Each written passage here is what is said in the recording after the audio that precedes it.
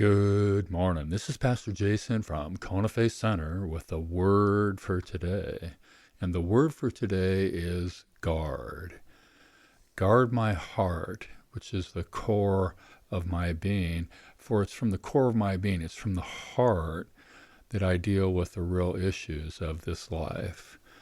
Jesus said to be on guard against hypocrisy, saying one thing but doing another thing, talking one way but living another way.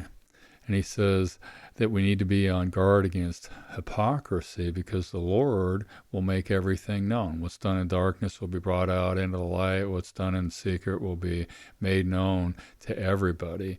Whoa. He says, be on guard against greed. I think greed's one of the major problems in life, and you don't have to have a lot of money or a lot of things to be greedy. In fact, I think sometimes poor people are greedy. Life does not consist of material goods. We're supposed to store up treasure in heaven and be rich in God. Now, that doesn't mean that we're not supposed to prosper, because I think his word says that very clearly. But we're not to worry or be anxious about this life. We're to be on guard against worry, against anxiety, against cares, against concerns, against being afraid. Jesus said you can't even add 1 hour to your life, so why do you worry about other things? We have to guard our heart. He says, do not seek the things of this world, but seek his kingdom, and then the things of the world will be added to us. See, God wants to bless us, but we have to have the right order. Seek first his kingdom, and then the stuff gets added. Your kingdom come, your will be done. Guard our heart. Do not worry. The Father chose to give us the kingdom. Whoa. Selah. Pause and reflect on that. The Father has chosen to give us the kingdom. Wow.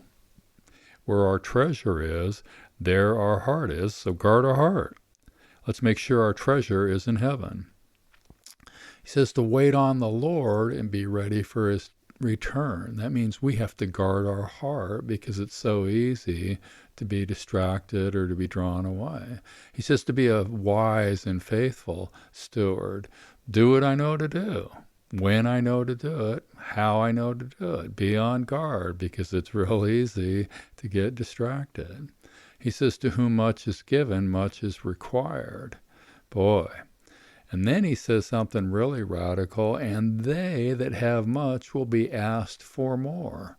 So let's be prepared. Let's guard our heart. Let's gird ourselves up. Let's draw near. Let's hear. Let's listen, but let's guard our heart.